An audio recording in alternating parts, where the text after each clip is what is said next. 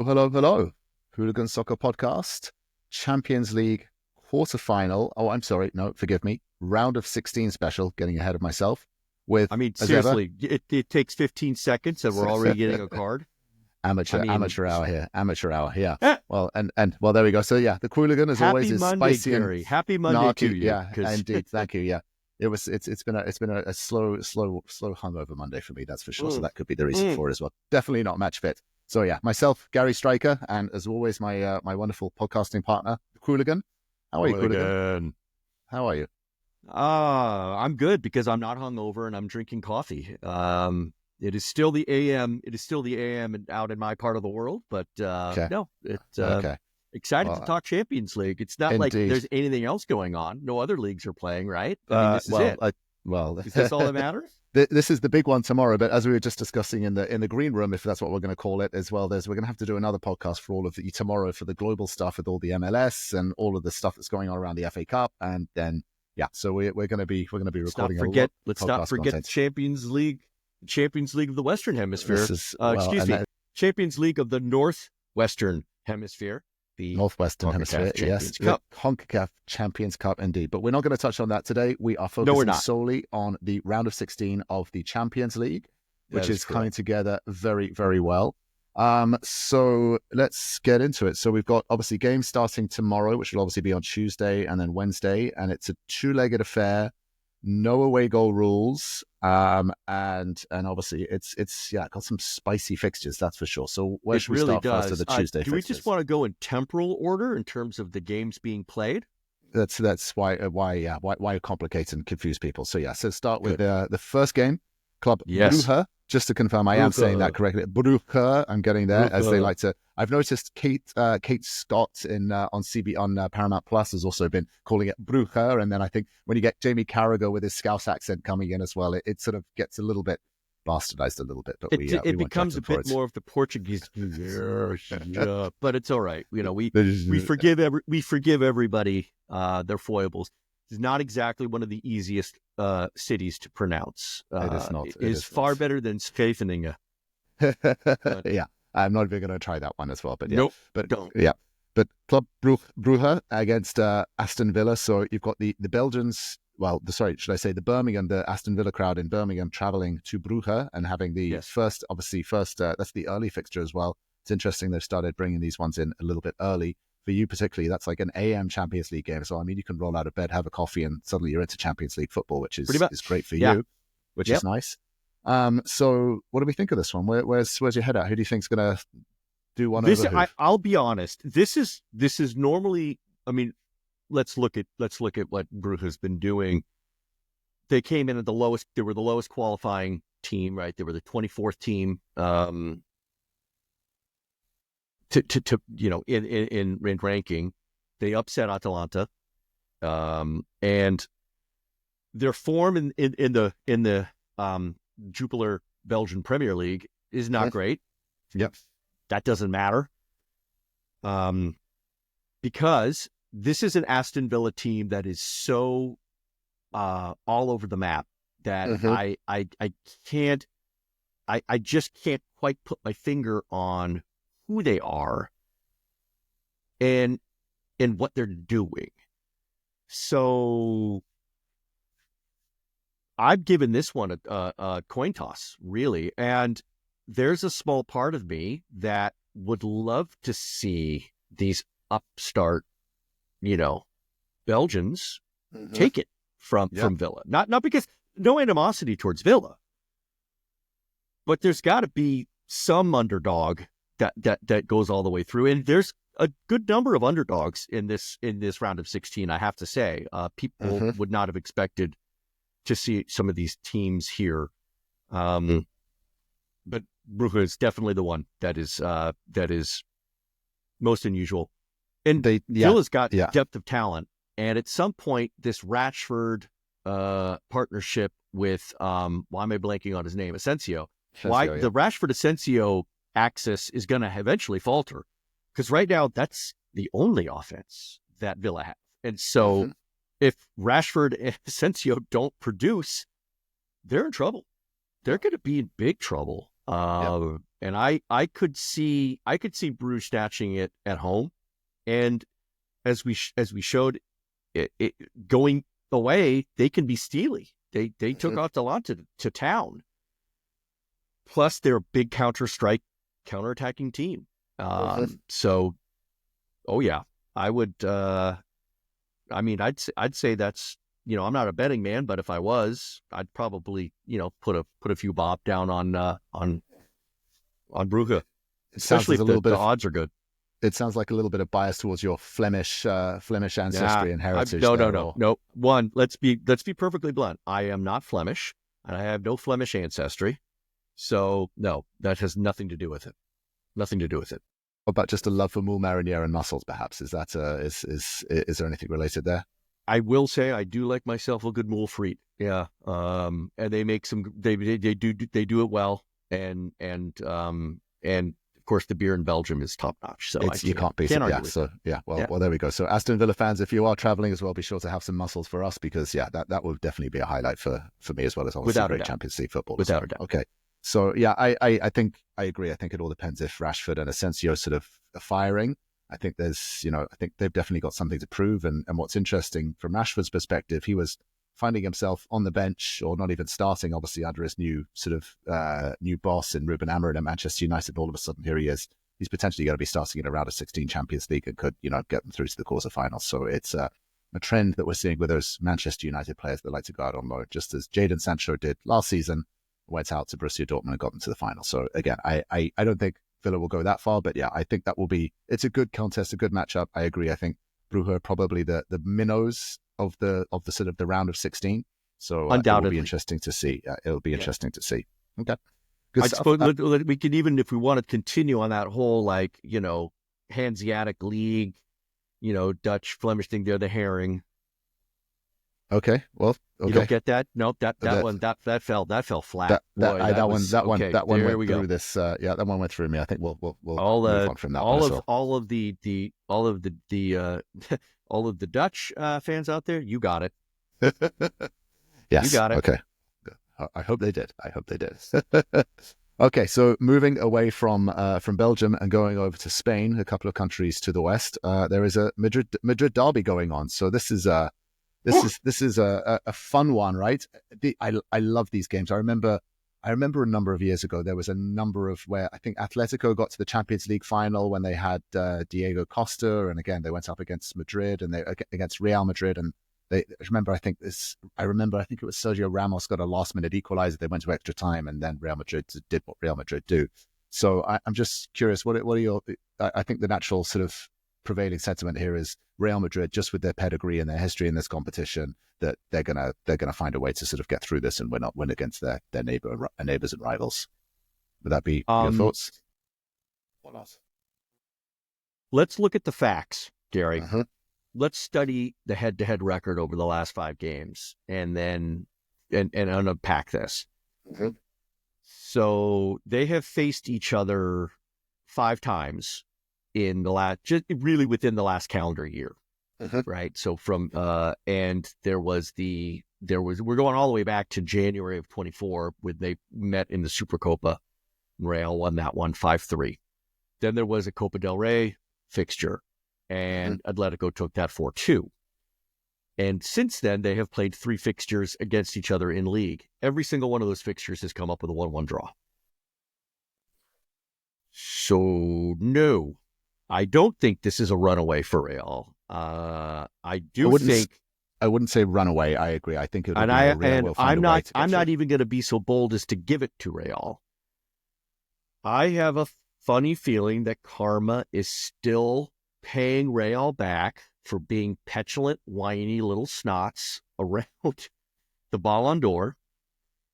And I think karma's going to tilt this one in favor of Atletico. Okay, well, I'm going to go with that. I'm going to go with Atletico in a very tight 2-legged fixture, and it's probably going to go to PKs. Interesting. I agree with you on the tight fixtures, and again, particularly with obviously sort of, it looks like Real are at home, Atletico. So I'd expect, again, I don't think you're going to see the running over that Real did of Manchester City.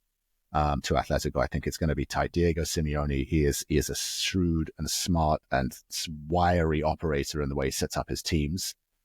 So I think, and also just looking at the Spanish La Liga as well, there's, Atletico are 2 points ahead of Madrid in La Liga as well, sitting in second place. So everything that you're saying right now is backing me up. It is, and I appreciate that. I like the support. Thank you. Well, it is, but the one thing that just gets me is just, as I say, this is Real Madrid's competition. We all know this. They've won it more times than any other teams, and they just have a way of finding a result and getting through. So, my intuition. It's funny. People used to say that about, let's see, what was that team's name? Though I can't remember anymore. What was that team? People used to say that about, Manchester City. They did, and Manchester United once upon a time. But yeah, Fergie time, they always have it. So, but I don't think there's been they do. Empires fall. But generally, there's no guarantee. That crown is not secure, Real. The crown is not secure. I agree, but there have been no real significant changes at the top, and generally that's what kind of sort of precedes sort of a shifting of sort of the empire or a changing of the guard. Real have still, won it last season, and I think, again, I think if you're going to win it, I still think you're going to have to go through Liverpool, and again, my actual sort of dark horse favorites are Leverkusen. We'll get to them shortly, but I think Real will get this one. But that's the beautiful thing about the content that we discussed is there's differing opinions. We will find out. Yeah. So moving on from there, but yeah, I think it's going to be a tight game. I agree with you. I am interested to see again. Mbappe, big fan of Mbappe. I think, again, if he turns up and how he's been playing and been performing, he's suddenly sort of found his rhythm and found his form. So I think if you stop him, you have half a chance. But again, my money would be probably on Real to go through this. But I imagine the margins are so tight, it's probably not worth picking, to be honest. Okay. Next fixture is PSV against Arsenal. This one is a hard one to call. Where are you? Where's your head at on this one? I think, although I don't want to, I think I have to go with Arsenal on this. Let's be only because of the recent form of Arsenal has been disappointing. They have lost. Like we've been commenting about how they need a striker, how they need a 9. They need someone who's going to be a consistent goal scorer for them, rather than sort of rely on this, spin the bingo ball and pick out, numbers. It's going to be, U37. Trossard, you get to score. It's Trossard. Jorginho. No, they can't always, you can't continue to do that. Although they've done a good job of it this season. They just basically dropped everything in the Premier League race. So this is one they're really going to be focusing on. And I think PSV is going to be the casualty of that because PSV themselves aren't the hallmark of consistency. And so, they do play in a league that is, tactically and talent-wise inferior to the Premier League. They are a dominant force in that. However, I think Arsenal should take this. I think this first game is going to be a very strong indicator. If PSV can come out quick and do a big smash and grab get a couple of goals in hand, they might be able to go into Arsenal into Emirates and hold it. It's not Emirates Stadium; it's with the other one. Anyway, I misspoke, but you get my point. But I do think ultimately Arsenal takes this. Yeah, interesting. And so by the sounds of it, what you're saying is because Arsenal's chances of winning the Premier League are probably dashed and it's not going to happen, you think they're obviously going to, I wouldn't say prioritize this, but of course they're going to want to do well in this. But I don't see Arsenal going deep into this competition, right? Because if they do get through PSV, then obviously they have one of the Madrid teams waiting for them as well. And so I think this is probably about as far as they could get. That is likely. However, if they get toppled out now by PSV and they are not in control of their Premier League destiny, Liverpool's in control of their destiny. Liverpool just needs to win X and they're done. That's it. No, Arsenal could be perfect from here on out and still not get the Premiership title, because the other team only has to win 7 out of 10 games. That's it. They can win 6 and draw 4, and they still get it. So, yeah, you better believe this matters, because if they get knocked out by PSV and then they end up like stumbling any more along their lines, what does Arteta have to show? It's a big disappointment. It is a massive letdown. Yeah. And he's let down the Gunners fans before, right? And it's almost worse to be a tease about it. Okay. He's kind of being a tease. Hey, look at us. Next season. I'm dangling the hopes of titles and silverware, and then, no. Yeah. So no, I think this matters. I think this matters to them, and you're gonna see Arsenal really trying to pull out all the stops. Mm-hmm, mm-hmm. Yeah, I agree. I think they'll go for it. My concern would obviously be is just lack of firepower. I think that as we said, I think everyone knows that Arsenal are pretty toothless up front, and so we'll have to see how that goes. But I agree. I think Arsenal probably do just edge it, but then, as I say, then probably Real are waiting for them in the next leg, and then it's over. So I disagree. Yeah, it's going to be Atletico, but Atletico. But even if it is Atletico against Arsenal, you're right. You meant Madrid in the sense of the whole city. Well, you're absolutely accurate. 100% accurate. Yes, just keeping on that culinary thing. There will be a Madrid team at the end of that path, no matter what. If they get through that, you're right. And at least keeping in that culinary theme, at least the Arsenal fans will be able to go and get to have some tapas as well, and go and enjoy some tapas and some sangria in Madrid as well.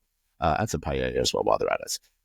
Okay, so I think that one will be. I think it'll be a tight one as well. I don't think there's going to be a sort of an absolute sort of smashing there again. I think it'll be really tight, and as I say, I think maybe Arsenal get through, but I'm not. Yeah, I don't hold huge hopes for them and seeing them go deep in this competition. So okay. And then the final fixture of tomorrow on the Tuesday game is Borussia Dortmund against Lille.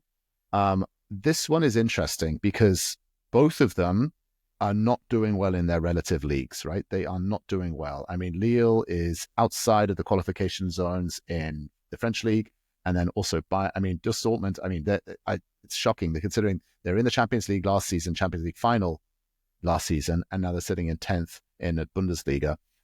This is everything they need to get this to sort of. Well, both of them need this to sort of have any chance of surviving a season, right? And I think what is also, well, for me, curious is Lille got in the top 8, so they had 2 games of rest, and Dortmund has had to churn their way through. Admittedly, they didn't have the worst time of it in their knockout rounds, but Lille's a bit of a wild card in my opinion, and I don't think. It's one of those curiosities that rest for them may not have been a good thing. Mm-hmm.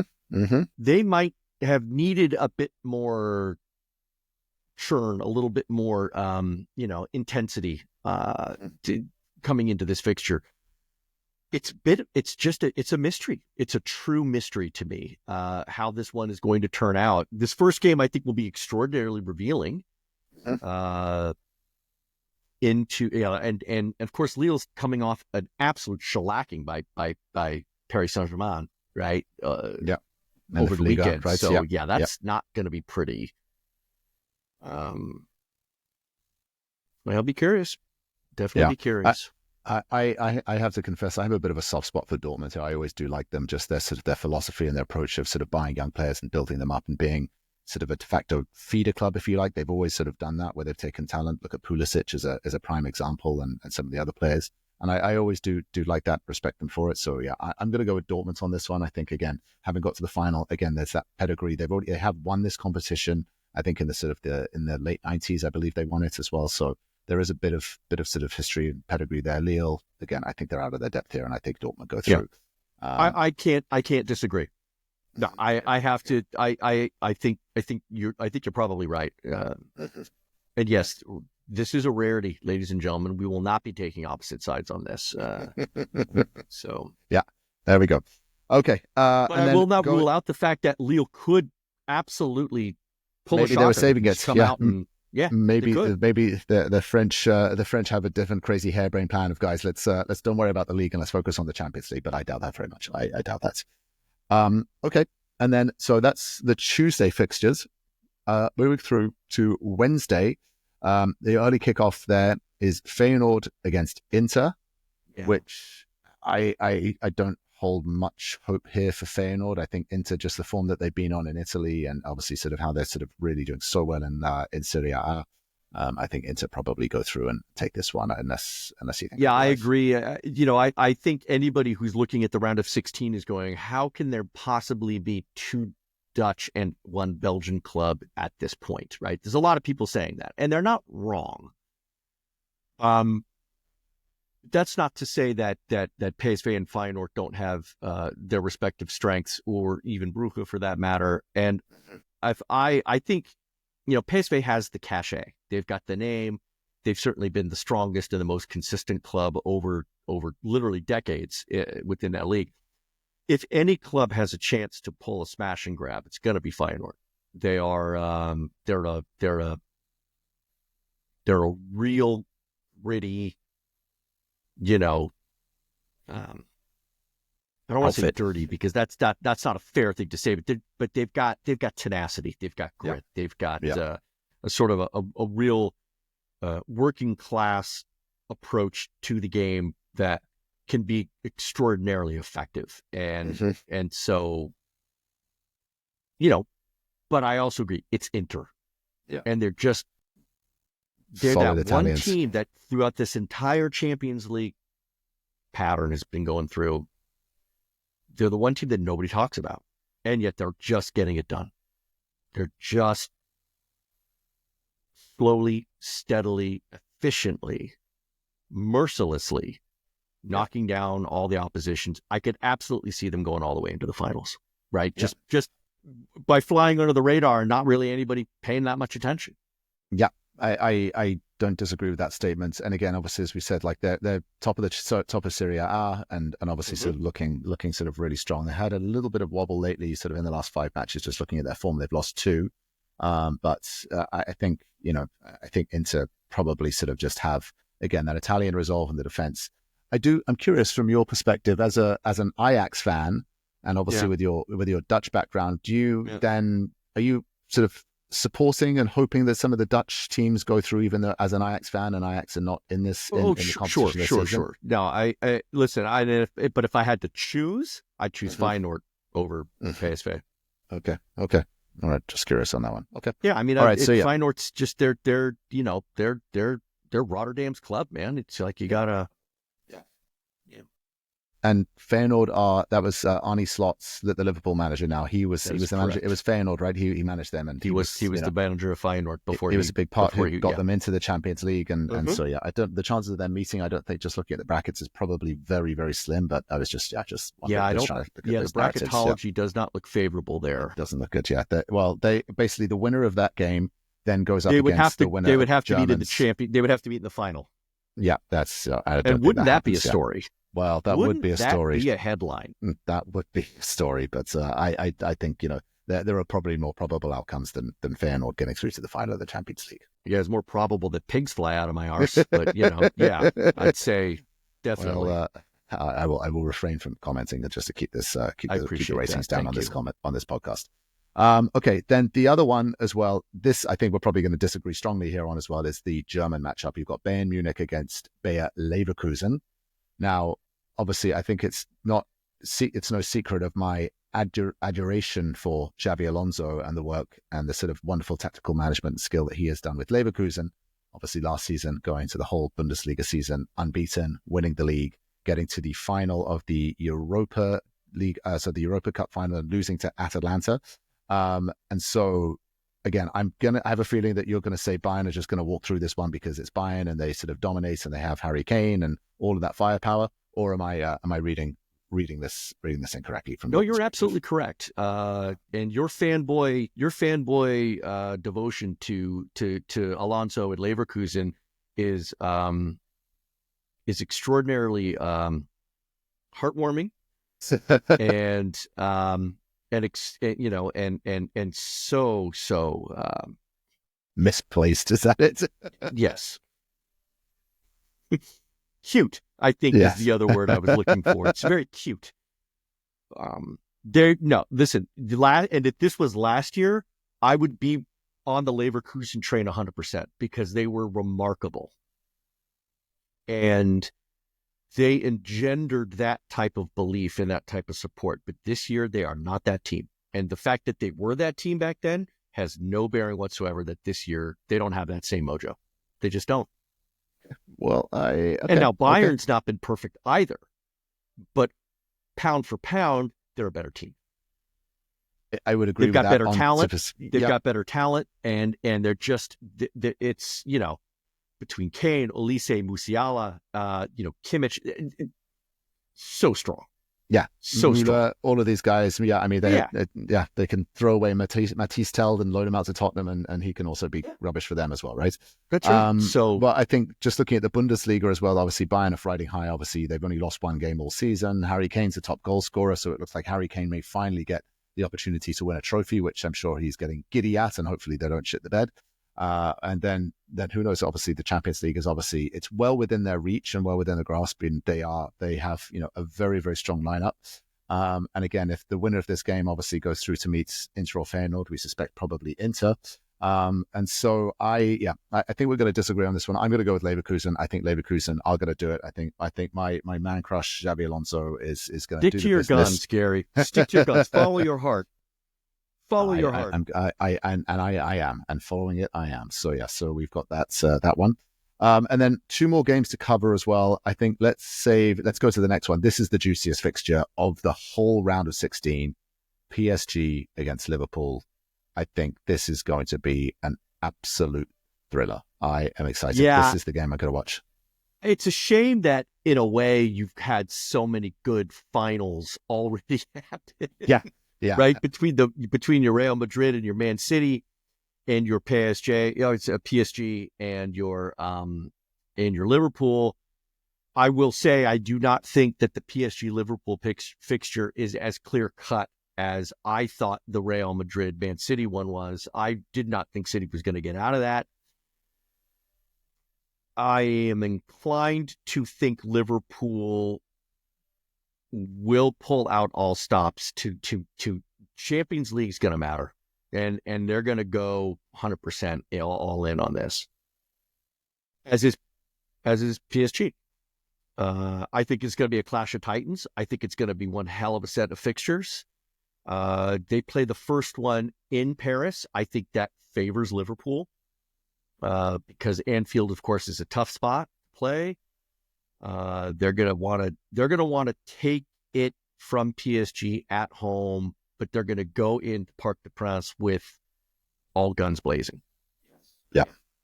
What's interesting also, if you just look at Liverpool's fixture list as well, right? So again, this is where it's suddenly, as we said, the business end of the season. I think we can obviously all categorically agree that it is Liverpool's to lose for the Premier League. So they're pretty much on cruise control. The game after this, they're going up against Southampton, which is just an unfair fight, right? They're just, again, you can actually treat that as a cup game and field a weaker team as well. And then go back to the second leg.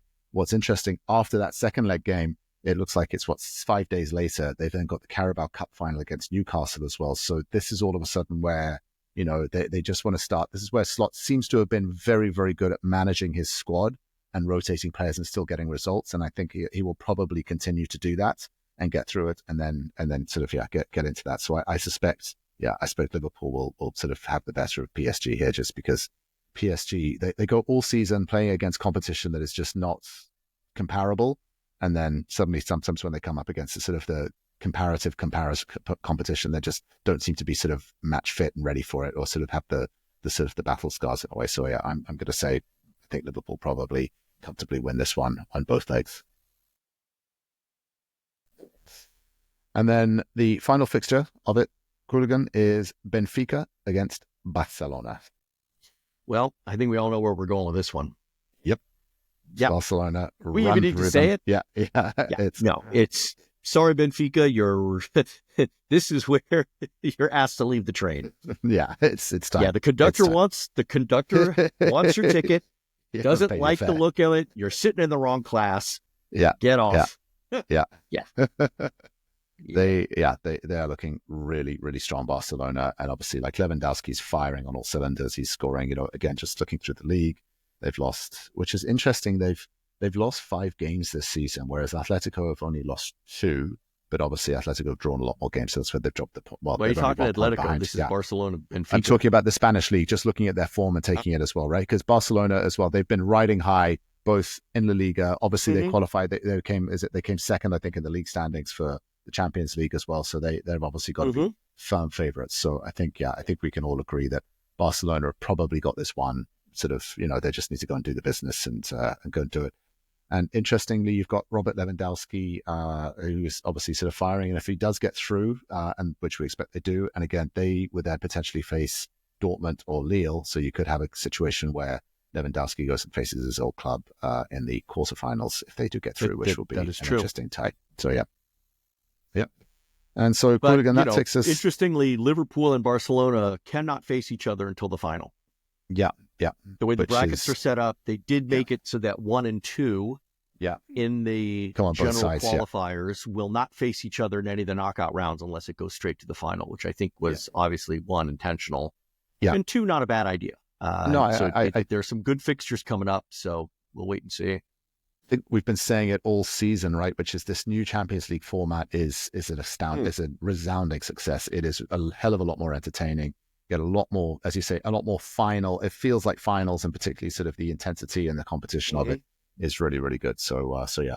And then any other, so if we were just looking at those fixtures, so just while we're here now at this sort of round of 16 phase, who is your team? Who do you think is, if I had to press you and say, who do you think is going to go through and win this competition overall? Who would you say is your pick if you had to pick one?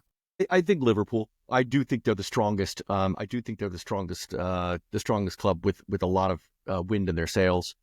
Their consistency over the season, aside from a few stumbles here or there, their consistency over the season has been remarkable. They have depth. They have the desire, and more importantly, aside from that Carabao Cup final, they've got their own destiny under control. So they're not subject to the whims and capriciousness of anyone else. I mean, what more can you ask for? This is if you want to prove to the world that you are the best in this competition, you now have that just right there on a platter. You just have to do it. So do it. Yeah. And I think they will. Yeah. So there is a world in which, if what you believe will come true, I mean, then Arne Slot in his first season, we can assume they're probably on for the Carabao Cup final, probably beat Newcastle and win that just on sort of, form and sort of, they should have that. Should. Yeah. So they've got the League Cup or the Carabao Cup. They've got the Premier League, which is in their own destiny. They'd have to have a monumental banana skin slip up, but certainly probable. Yeah. Yes, very probable. So Arne Slot in his first season is going to get 2 trophies, and if he could then crown it with this one as well, that would be incredibly impressive in your first season to take Liverpool and go and get a treble, obviously, sort of, and to win all of those, both the league and the Champions League and the Carabao Cup in the first season. A treble would be incredible. Even if he just wins the Premier League, it's still a remarkable achievement. But to get a treble or a double, still pretty damn good. It's pretty good. The Champions League and a Premier League in the same season, obviously, makes it all the more shiny. That is, that is. I mean, those are the 2 big ones, right? That's you've definitely you'll be cement his position, and the statues will be erected outside of Anfield because he will be considered a Liverpool legend for all the managers who win that. They get that treatment. So yeah. Okay, well, Qooligan, thank you for that. That was obviously insightful as always. I love the fact that we were able to discuss some culinary nuances between all of the different cities, as well as obviously bringing up karma and obviously. I didn't want to say anything, but Madrid has paella and tapas, but it is not the city for either of those, right? I agree. I think Barcelona. I believe, is it Barcelona? If I'm correct, is that is paella is more of a Valencia thing. It's true. That's right. Yes. So it's a Valencia thing. And tapas, well, I mean, Spain, all of Spain loves their tapas. So I am not going to offend anybody in Spain by saying that one particular province's tapas is better than another, because you each have your own. You each have your own, beauty and deliciousness. Oh, okay. And it was a little waffly. Yeah. There we go. And listeners, next week we'll get into the nuances of all the Italian regions and the differences of pasta as well. And this is rapidly becoming a food podcasting show rather than I could certainly do worse. Wonderful. Well, Qooligan, right. As always, thank you very Gary. much. We'll be back tomorrow and we'll do some global stuff, particularly, as I say, CONCACAF Cup, MLS action, FA Cup roundup, and then we'll go again on Thursday or Friday and talk about the upcoming Premier League and MLS stuff that's going on. So, we've got some podcasting to do. So I will leave you to it. And as always, thank you. And until next time. Thank you.